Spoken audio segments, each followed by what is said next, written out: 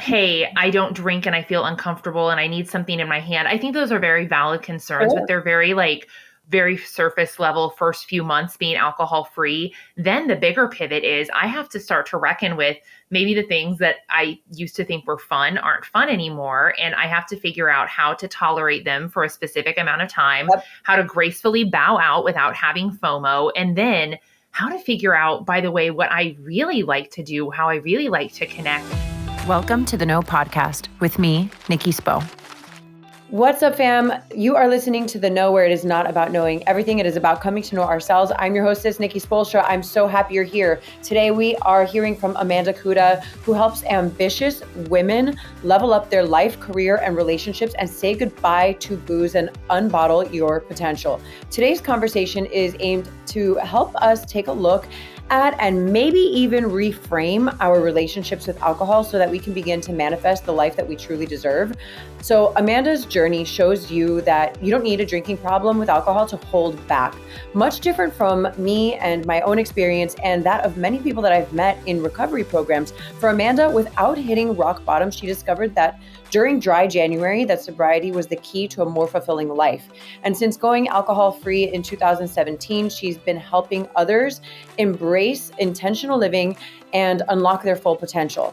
Her debut book, Unbottled Potential, is a transformative guide to living alcohol-free, designed to help people manifest success and lead extraordinary lives. Amanda's approach isn't about temporary challenge. It's about redefining what it means to live fully and authentically through SoberCURIOUS movement. So this SoberCURIOUS movement, I think, is super important. I wasn't personally sober curious. I wanted nothing to do with being sober at all. I was actually adamantly trying to not be sober, but I definitely now in my sobriety have seen a shift in people, especially young people, which is really, really amazing, start to question their relationships with alcohol. So Amanda and I are going to cover all of these things today. Okay, so before we get started, here's a quick reminder to subscribe to the show wherever you're listening in from so that you never miss an episode and you get automatic downloads, which help get our discussions in front of more people who need to hear them. Also, you've probably heard me talking about the exclusive online women's community that I have created called Becoming Her, where I have been meeting with women from all over the country as we hold space for and encourage one another to become the her of our highest desires, myself included. The power of community and shared experience has given me tremendous strength and hope, and it has truly transformed my entire life. So I want to invite you to come sit with us, and I have a special gift, a discounted lifetime membership specifically for my audience, which is linked in the show notes, and I will hope to see you in there.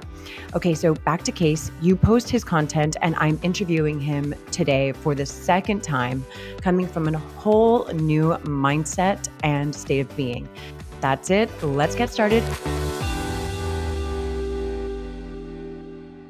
Hey, Nikki, so glad to be here. Welcome. I'm so happy to talk with you. You know, I don't often meet, like in my recovery program, I've met people like mostly that have hit rock bottom, right? Like that is, and you can hit rock bottom under a bridge, or you can hit rock bottom on the floor or the bathroom of your penthouse apartment on the Upper East Side in New York City. You know what I mean? Like everybody's rock bottom is so subjective and can be different for so many people. I'm really interested in your journey through, the initial challenge of dry January and how that's become something that's been sustainable for you now over several years since. Absolutely. Yeah. Yeah, I'm so excited to talk and share because I think that, there are so many approaches to the same destination of sobriety or living an alcohol-free lifestyle. But for people like me who I didn't quote, meet the criteria for recovery and addiction. And so it kind of intimidated me because I thought, well, if I'm not checking those boxes, am I even, and this sounds silly, but am I even allowed to quit drinking? Shouldn't I just be able to figure it out? And so there was this mental hemming and hawing, kind of like you said, in my life where I didn't really want to quit drinking. And oh, by the way, because no one said that I had to, because I didn't have a problem, I felt this sense that, well, maybe I should just figure it out. But figuring it out took a lot of energy, and it was consistently pulling me away from the life that I wanted to have. So I really want to speak to any woman out there, man, of course, as well, but typically women who they feel the same way, they're curious about being alcohol free, but they kind of don't even feel like they're invited into the club because they are normal drinkers. And I think it's such an important conversation to have. Yeah, I definitely am not a normal drinker. And I always say to people, because ever since I came out about my sobriety, Amanda, like a lot of people have reached out and been like, how did Yeah. you do it? What were the signs? You know, Mm-hmm. I'm like, well, the signs for me were that I hated my life and my life was becoming unmanageable. And from the outside, you know, I had the car, I had the husband, I had the life, I had the house, I had like the Instagram, I had all the external things, I had a family, you know. For me, it wasn't so much of like the outside, like becoming unmanageable. For me, it was like my internal world, like the way that I spoke to myself, the way I felt about my life, like the way that I felt so small and I didn't have control over my own life experiences. That was becoming unmanageable for me. So when people approach me and they're like, well, what were the signs? I'm like, it's different. I personally think that I was drinking alcoholically since the first time I took a drink. And Mm-hmm. so what I always say to people, whether they identify as having a drinking problem or leaning towards alcoholism or not, it's like if you have the curiosity, right? Or just the awareness of like, let me take a look at this drinking. Try it. Like lean into that. Like it's like, oh, I've never been to Asia. Well, I'd like to maybe go there someday. Like you're allowed to be curious about going to Asia. Like you're allowed to be curious about visiting South America. Like you're allowed to be curious about trying a new lip gloss. Like why can't we try on these different lifestyles, right? And so the sober curious movement is really interesting. And I always think it's a good idea. If you are curious, go out and try some controlled drinking, as we say, like in programs, is like go out and try some controlled drinking, see how that makes you feel. For me, if I tried to limit myself to one drink or two drinks, I'm like, that was painful. That Mm-hmm. was painful because I cannot be satiated. Mm-hmm. Like, that is my sickness. For other people who might be normal drinkers, they might not feel that. They're like, oh, I can stop at one drink. I can stop at two drinks. It's not that big of a deal. Like that inner turmoil isn't there. So whereas people come to me and say, well, what were the signs for you, Amanda, as a normal drinker, somebody who identifies as a normal drinker, what were the signs for you that you were like, oh, I need to question this? Yeah. Well, as you were writing, I really tapped into the word that you said, your life was unmanageable. And I really identified with everything else because yes, I had, the car, the house, the job, the relationships, that everything looked shiny, that I was checking the boxes on the outside.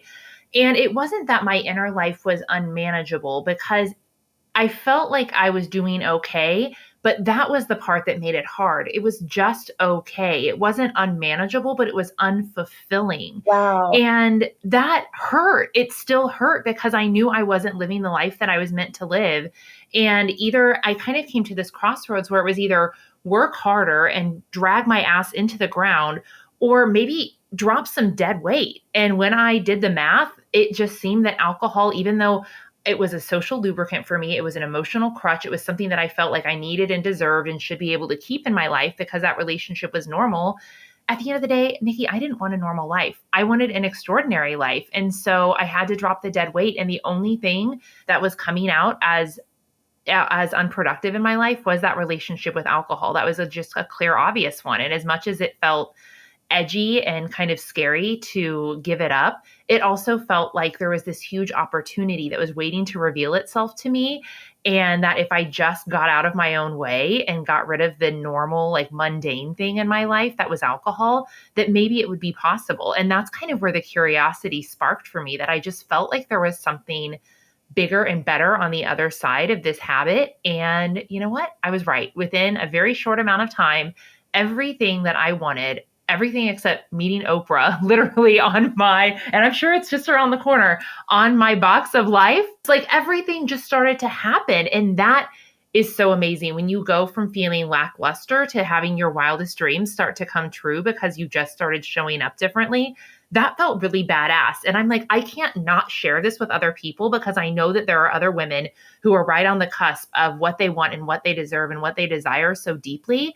And they're playing small. They're holding themselves back. They're dulling their sparkle with this habit that really isn't necessary if you just figure out how to do life without it. I think there's something potent about what you said about people who don't identify as having a problem feeling like they can't join the club, right? Like, Mm-hmm. oh, I don't have a problem, so I don't really get to entertain this idea. And it is I completely understand what you're saying about the social lubricant. Like what I didn't realize about my own life was that as much as I used drinking as a social lubricant, it actually brought me so much more anxiety than peace, right? Like, so now when I go out, I like, if I want to dance on a table, I'll dance on the table and I do it consciously. Like I'm making this decision from a place of like fun and like just lightness rather than like I'm trying to get attention or I'm trying to do this or like all of the secondary gains that we get or the dopamine hits that we get from our behaviors or our reactions or when we're drinking. And for me, that led to using drugs. And, this is something I've never even admitted out loud. And I think my life has gotten so phenomenally better, like on another level better in the 4 years of my sobriety in the face of horrible things that happened, right? Like my mom passing away, then being pregnant while my then 4-year-old had cancer, while my marriage was imploding and going through a divorce. All of this, I stayed sober through those things. And I still look back at these last 4.5 years and I'm like, my life is better than ever. And you know what, Amanda? It makes me think, am I an alcoholic? I do this. I question myself. Fortunately, I'm in a program and I have a ton of support. And I actually know that I'm an alcoholic. Like I believe that on a soul level. But like there were times in these last 4 years where I've been experiencing so much more peace and joy and just trusting my decision making of even really hard decisions, right? Like easy decisions and just my intuition. It's just like since becoming sober, my intuition is like on point. There's nothing foggy about it in my life. And so there have been times where I think to myself, oh, am I an alcoholic or was I just miserable or were my circumstances just bad or was I in an environment that wasn't happy for me? Was that really the problem? But ultimately what I always come back to, Amanda, is that I'm not willing to test the theory. Yes. My life has gotten so fucking good that I'm like, I'm not even willing to test the theory. For what? Why? I love that so much because you got into the magic point where it's tipping and I'm feeling so much energy just like talking to you about it and like seeing like there's like an emotion brewing under there of like pride and like courage that you've had to pull forward, like real pride and courage, not just to get up and dance on a table, because that's a moment of like, hey, I'm in full control. I'm actually doing this because I want to, and I'm not going to regret it tomorrow. And yes, I'm having shimmy over here, shimmy over here. Yes, I'm having real confidence. But then the other swing of that is, wow, I've been present for like really freaking hard grief, sadness, heartbreak. And through it all, like that's what has developed my self-esteem. That is what has developed me as a person. And that my life has become so beautiful, even through the hard pieces, because I've been present through it, that alcohol is insignificant. So I'm not willing to test the waters. And I think that is the magic sauce that we can get to if we're just willing to show up for ourselves, regardless of what started the path. I don't care if it's, because you had a bad day and a bad hangover, because you're like me and you believe there's something else bigger and better out there, or because you knew that this path was going to lead to self-destruction. I think that we all started this journey, but if we can get to that point where my life is infinitely better without alcohol, it's insignificant in my life, I'm not willing to test the waters because I figured out all of the formulas for how to do life without it. Like, what's the point now? And that's really cool. I just want to congratulate you on that because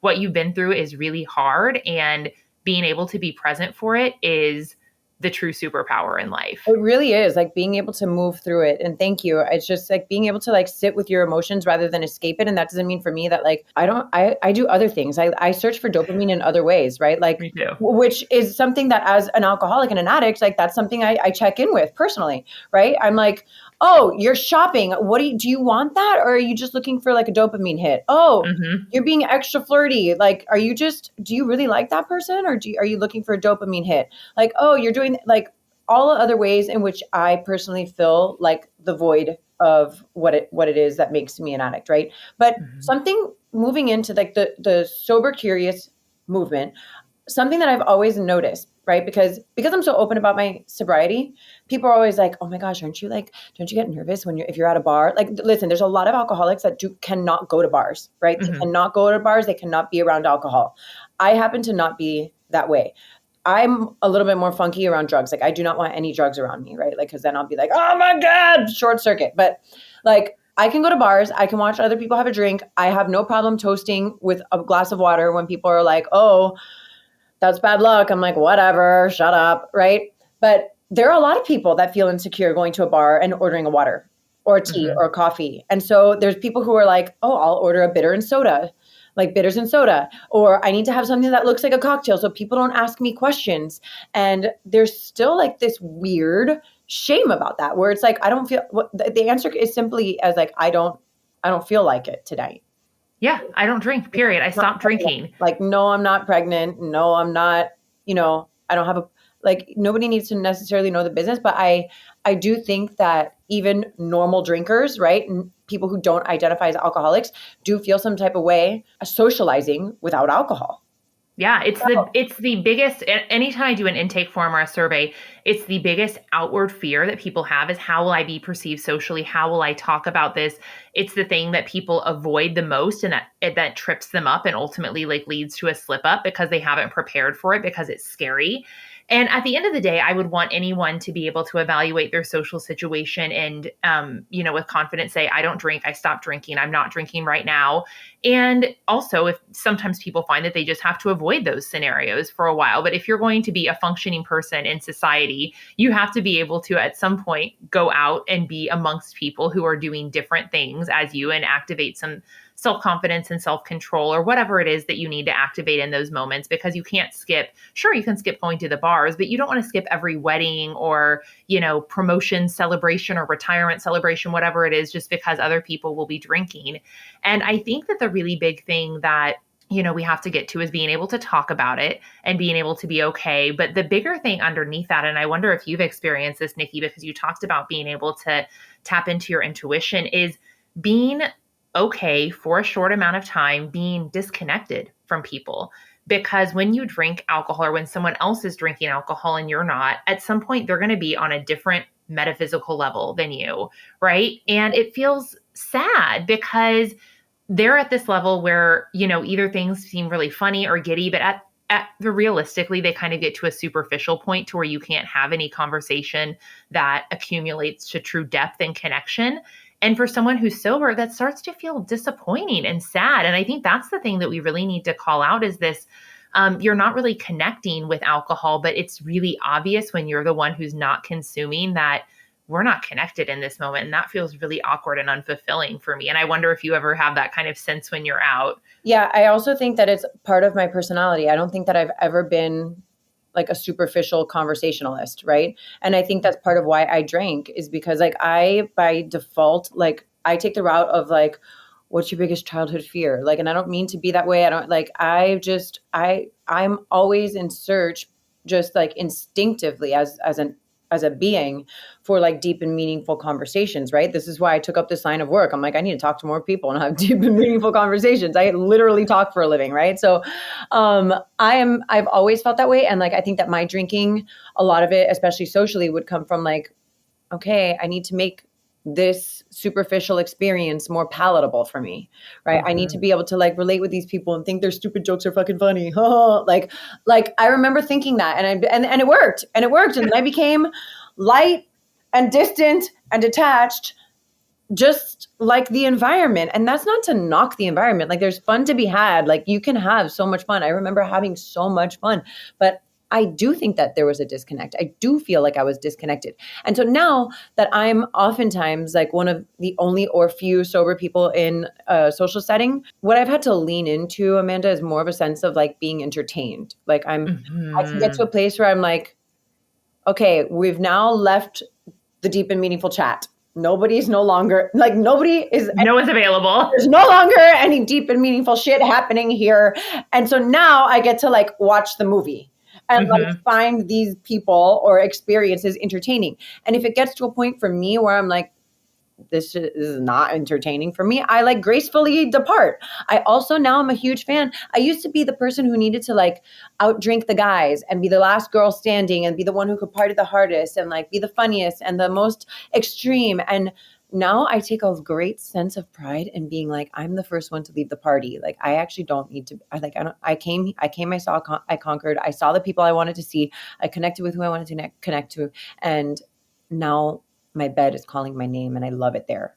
Yes, I'm so with you. And I think that's the pivot that's hard to make, is not so much as hey, I don't drink and I feel uncomfortable and I need something in my hand. I think those are very valid concerns, but Sure. they're very surface level first few months being alcohol free. Then the bigger pivot is I have to start to reckon with maybe the things that I used to think were fun aren't fun anymore. And I have to figure out how to tolerate them for a specific amount of time, Yep. how to gracefully bow out without having FOMO, and then how to figure out, by the way, what I really like to do, how I really like to connect, and to put myself out there in new situations and scenarios and make new friends and try new things. Like those are the rocks that I get really exhilarated supporting people behind, because I can find you a mocktail or something to like navigate and white knuckle through like a quick and easy happy hour any day. But if you want to experience the real like transformation of being alcohol free, it's finding that deeper authenticity, saying no to things that no longer serve you, and figuring out what the things are that you really enjoy. Because I imagine too, Nikki, if you're like me,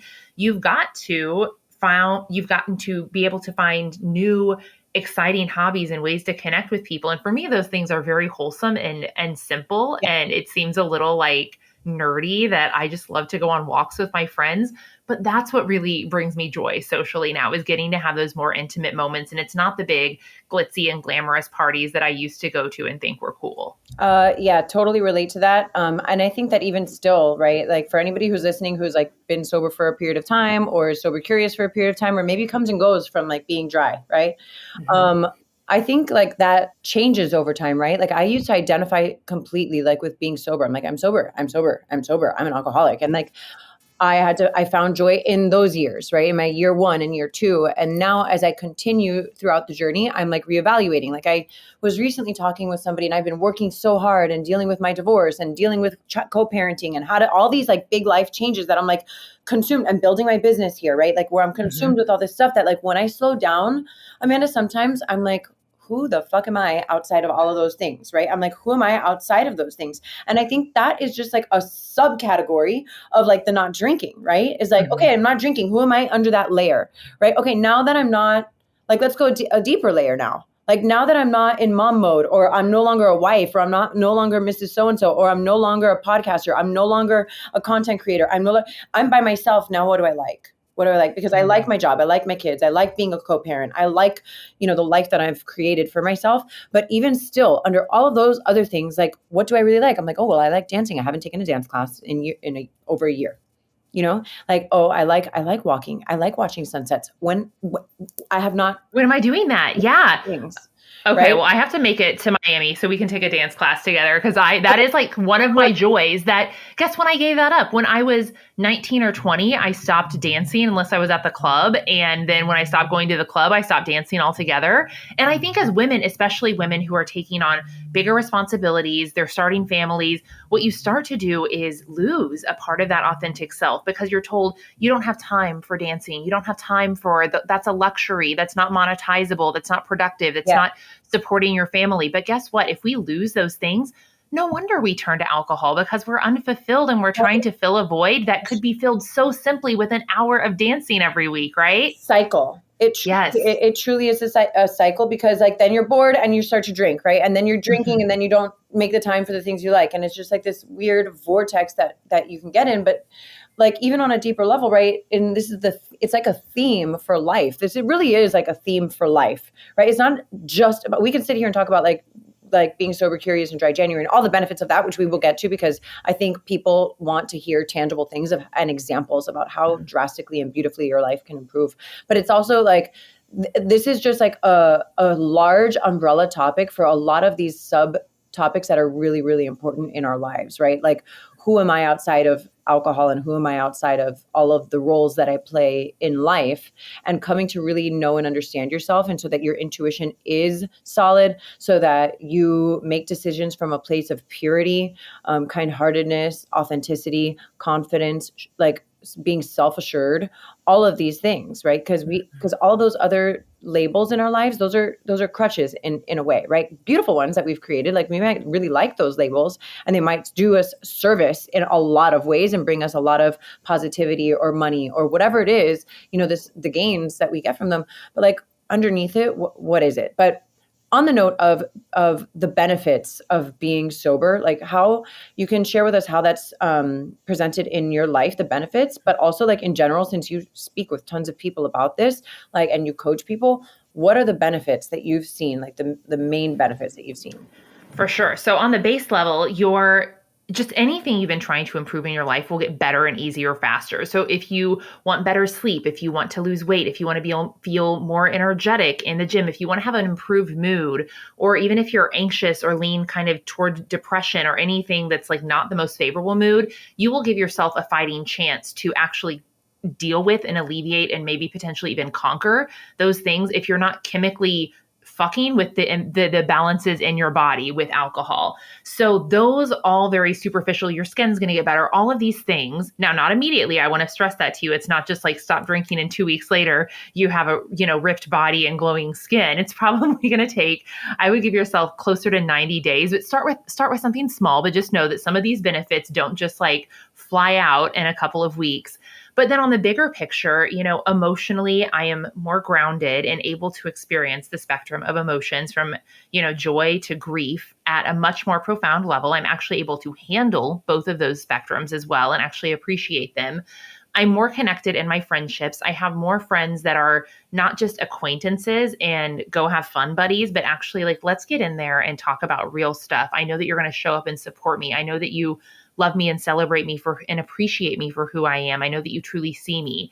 My romantic relationships, I'm still dating, but they have been much more profound and fulfilling and connected than they ever were before. I'm much more clear and capable and competent towards reaching my goals. And I feel like, just on a spiritual level, I am consistently more connected to my intuition, consistently more connected to the higher power of my own understanding. And I'm manifesting things at a crazy rapid rate because I really cleared up my own kind of energetic presence at that level to where I'm a match for the things that I wanted. And before, I just wanted them and then was trying to trudge uphill toward them, and it wasn't working so well. So truly everything in my life that I could imagine has become easier and better and more vibrant without alcohol in the picture. I'm going to go ahead and say that like quitting alcohol in general has been like the glow up of my life. Right. Like, and I don't say that from a place of arrogance. I'm like very sincere about that. Like yes. the psychological glow up I have had is profound. Right. So I think different. I just think different. Like I have a relationship with God. I now like when I was drinking, I thought I was worthless. Like I got to a point where I was always depressed. Like I lean, like you're saying, like I lean towards anxiety and depression, like by default. Like, and by the way, for anybody listening or people who like are friends of, lovers of, partners of, like the people with anxiety and depression don't like to have anxiety and depression. Like it doesn't feel good. So if you don't think it feels good to be around that, imagine being in it. Like because being in it sucks. It sucks. Like it is not a fun experience, right? So I'm like, okay, if I remove alcohol from my life, like I have become, my baseline is less anxious. My baseline is less leaning towards depression, or like those types of thoughts, right? I don't stay sad as long, like, right? I find deeper meaning outside of myself, or I find a lot more purpose in my life. So not only has that, like we're talking about the benefits, is like, I've had a psychological glow up. I've had an emotional glow up. And then externally, like I look at myself like after my divorce and people think, oh yeah, she's had a post-divorce glow up. Baby, I've been glowing up since 2020. Like the glow up. I had to remove a ton of people, places, and things from my life, which I did through the gift of my sobriety. Right? Yes. I might not have done if I wasn't sober. I might not have made certain choices in my life-changing choices if I did not get sober. Right. Mm-hmm. And so the physical thing for me, it's almost like the last thing. It's like the last thing. Like now you see it having manifested in my outward expression, right? How I dress, how I take care of myself. My skin is better. Yes, it is. Like my hair is longer. Yes, it is. I lost some weight. People are like, oh, you don't drink. Yeah, that must be easy because you don't drink. Yeah. But you also did the hard work of everything else. And it's not just, I think that the part that people have to get over is the hard part, which is abstaining. But then everything that comes into your life, yes, you will get those physical glow ups, but I'm with you. Those are like an undercurrent to all of the things that got tremendously more beautiful. Absolutely. Like the outside glow up is nothing compared to like what I've gone through spiritually, emotionally, and like psychologically. Yeah. And how could we not want that for other people? Like that is what will change the world.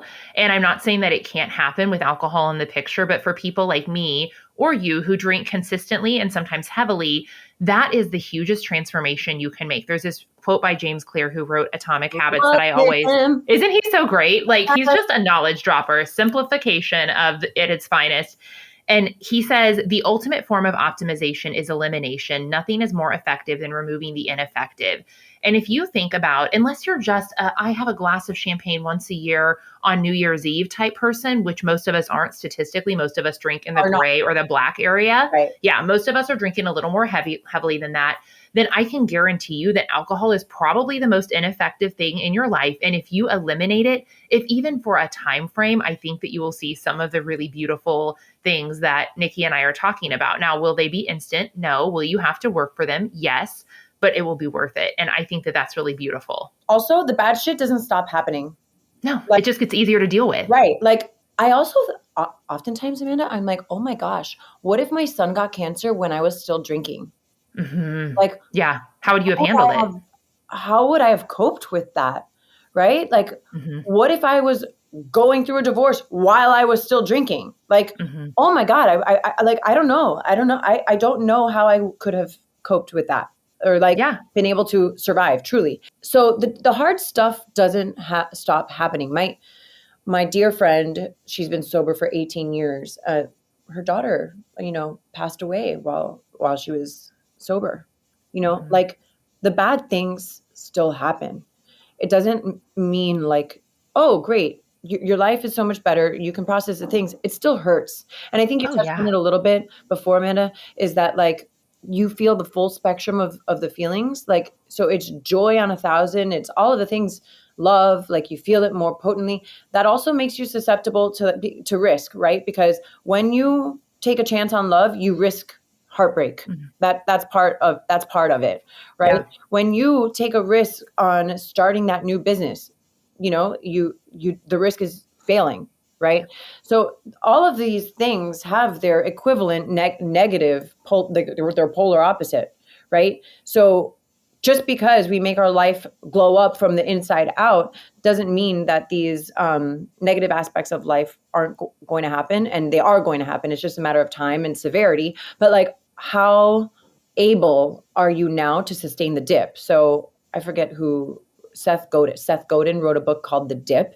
And it's about like, how do you sustain life's dips so that you can come back up, and like also determining which dips are worth sustaining. Like, maybe you're in a dip where you've been drinking, like maybe that's something we need to get rid of, right? Maybe your relationship is in a dip, right? Like you have to decide like, okay, is this marriage worth sustaining? Because we're going to come back up out of it. Also, like, can you sustain the low to get back up to the high? Because life is not it's not just a straight line.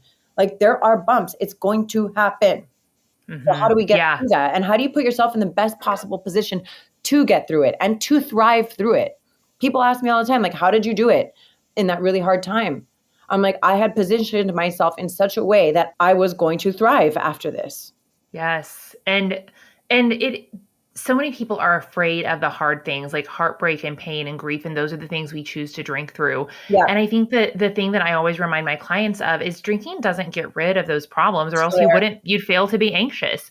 What it does is it's really, if you think of alcohol as like a pickling, it's a preservative, it's pickling those emotions in your body. And do you really want to be holding on to like grief and heartache? No, we don't. We don't want that stored up in our body, but that's what we're doing instead of feeling it. That way. I've never thought about it that way. It's like drinking it's like pickling your emotions.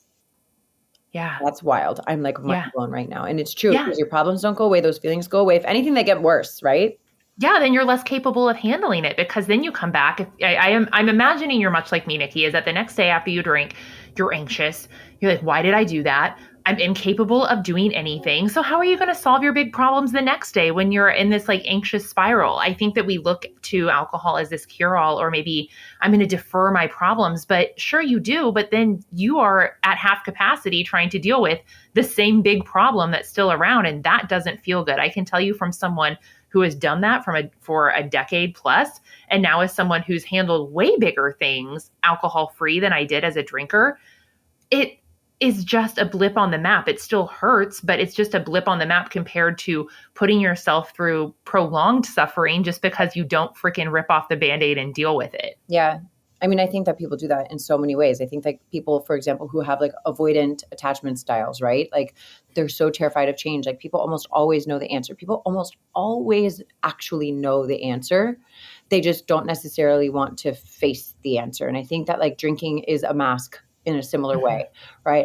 It's funny because like, even if I don't lean towards, I personally lean towards depression and anxieties, right? So if I was drinking, I was 100% feeling anxious the next day. Not everybody leans towards depression and anxiety. So like, but maybe it's more irritable. And as parents, for example, like I'm a mom of 3, like I remember when my 2 kids were babies that I was still drinking, and I'm just like more irritable. Like everything they say annoys me, right? Or like annoys me. My partner, I'm annoyed. Like I'm just baseline annoyed, irritable, always irritable, right? So it's like even my next day. That's why a lot of parents are like, man, I can't drink at night like that because I have my kid's soccer game in the morning, and that's going to be like a big deal, right? Like people do take note of it. It's just whether they're implementing it or not. And I want to wrap up our chat by talking about like some simple tips that you have for people for overcoming fear and embracing that alcohol-free lifestyle, because like we need the tips. Like it's all fun and games to be here and be like,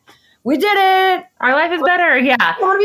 Cool. Yeah. But like, and something that James Clear talks about a lot in Atomic Habits is habit stacking, right? Like building the habits. Like it's okay to have the goal. So what? What's the goal if you don't have a method of implementing it, right? So what are your tips for achieving like a sober curious life that even like towards sober curious, or ultimately like choosing a path of sobriety, even if it's not consistent, maybe it's occasional, maybe it's seasonal, whatever it is. Sure. And I think that, even just leaning into that kind of James Clear theory process of habit stacking, that if you choose the habit of sobriety, even if it's just for a season, like let's say you have a big project, like let's say you're writing a book.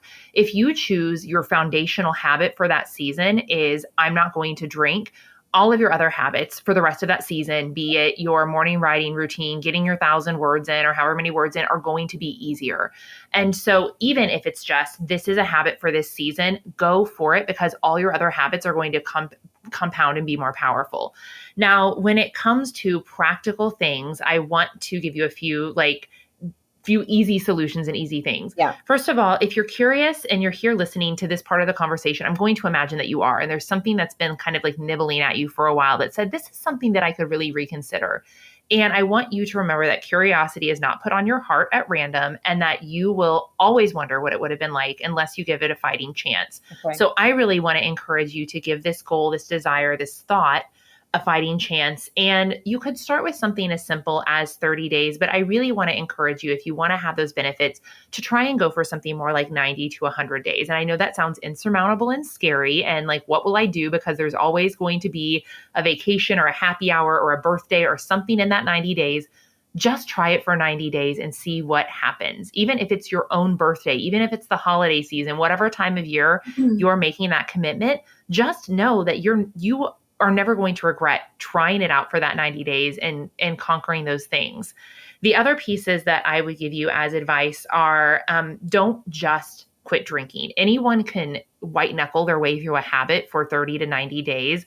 But I really want you to get in there and start doing some of the inner work to give yourself the tools that alcohol has been alcohol has been kind of serving as. So if you're someone who's a social drinker because you have anxiety, I want you to start working with a coach or a therapist to work through anxiety so that you know how to manage it in a much more productive way. If you're someone who drinks through stress at the end of the night and that you just need to kind of calm it down, or if maybe you are someone who's really busy and you're trying to shut your brain off at the end of the day with alcohol, I want you to seek out new habits that, sure, they're not going to be as sexy. They're going to feel really simple and stupid and boring at first. You won't want to do those stupid little habits because wine was so much more fantastic and romantic and, whatever. But I really want you to try and find actual habits to replace alcohol that help you get to the feeling you were seeking with it. Not a habit to distract you, but a habit to help you get at that thing you were trying to avoid or achieve with alcohol. And if you can do those two simple things, take a break and stack in some emotional regulation habits on top of it, you are going to really see some massive transformation in your life. I love that. I definitely can relate to white knuckling it. I mean, personally, I don't ever feel like I've white knuckled it because like when I started getting sober, I definitely found a relationship with God, even though I like didn't want one. Right. I was like, God, no, you put me here. Yeah. Like, this is you. I'm like, you want me to, I'm like, oh, you really want me to lean on you, God? This is your fault. I'm like, it's fault, right? The thing I know now, Amanda, is that like God gives us free will also, right? Like he can plant those seeds of curiosity in your heart and now you have free will to do with it what you will.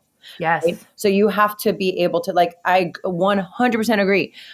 Curiosity is not placed in you by accident. It is not. But what are you going to do with it now that you have it, right? Lean into it. Like you said, Amanda, I think that's really important. Also acknowledging like why, okay, because it's inevitable. You are so right. Like there's always going to be something.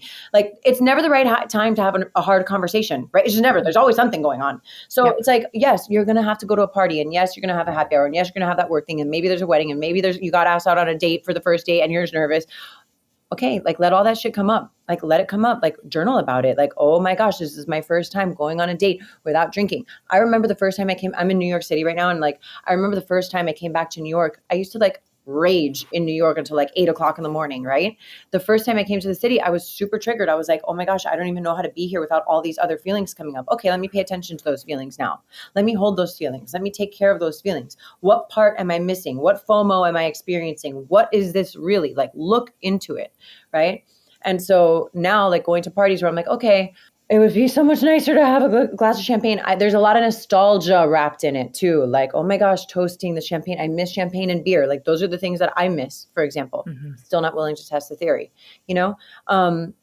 taking a look at the underlying feelings that come up when we remove the alcohol and then building the habits around it to support those feelings.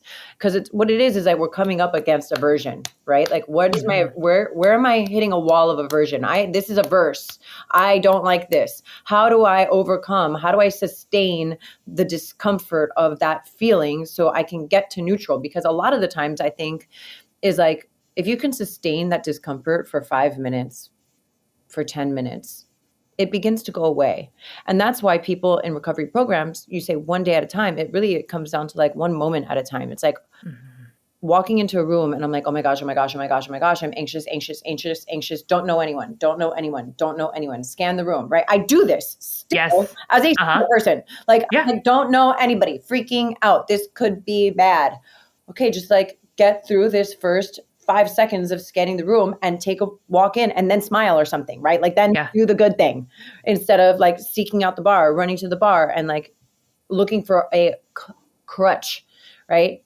Like, can you be your own crutch? Can you be your own crutch? Ooh, yes. Right? And I know that we all can. That's the hard part, is that we've been led to believe that we need something outside of ourselves to achieve whatever it is that you're trying to get to.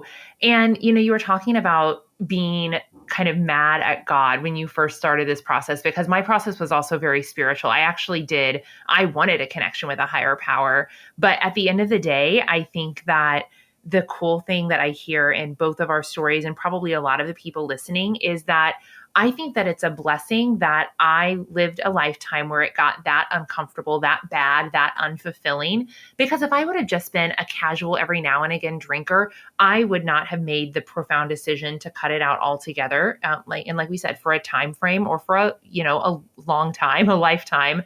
And I wouldn't have the life I live today. And so I'm so glad that I got that uncomfortable, that was the path that I was put on, because I would have never said, well, fuck this path. I don't like this very much, and jumped onto the one that has been so profoundly fulfilling and amazing if I wouldn't have gotten that kind of uncomfortable and gross. And so I'm like, thanks God or whomever is up there, for universe, for watching over me and putting me in that discomfort, and also giving me the clarity and the curiosity and the courage to say, that one's not for me anymore. I'm going to choose another one, and it's going to have its own kind of hard, but I know at the end of the day that I'm going to figure it out. And that is something I want to celebrate both of us, or anyone listening, for who might be curious about this path or already pursuing this path. I think it's really amazing and just inspiring.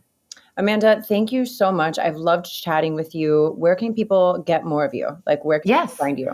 Absolutely. I am on the internet, most places at Amanda Kuda. I'm mostly on Instagram. And then I have my book, Unbottled Potential, Break Up with Alcohol and Break Through to Your Best Life, that I published last year. My childhood dream come true, not to write a self-help book, but to write a book, period. And I am just so proud of it, because it's intended to be that foundational piece that we kind of talked about, to help you understand how your life could be different and more beautiful and more fulfilling without alcohol in the picture. So if this conversation has resonated with you, I'd love if you check that out. It would be so wonderful to speak to you in that way. Awesome. Amanda, thank you so much. You're a light. I love being around a light like you. And I would love to connect again and have this conversation even more in depth, because I think that, especially coming into the holidays, a lot of people are beginning, and the new year, people are questioning their relationship with alcohol, trying to improve their lives. And I love sharing this wisdom with you. So thank you so much. Thanks, Nikki. Thank you so much for listening to The Know. If you loved this episode, go ahead and share it with a friend. Words are so powerful, and someone may need to hear what we covered today. And if you really loved this episode, please take a moment to rate the show and leave a review. Your comments are so important and valued, and they give other listeners insight on what to expect on The Know. You can connect with me personally via Instagram at Nikki Sap Spo and The Know with Nikki Spo. My hope for you today is that you are fearless in looking inward, so that you can be your highest, most authentic self and go after the life of your dreams.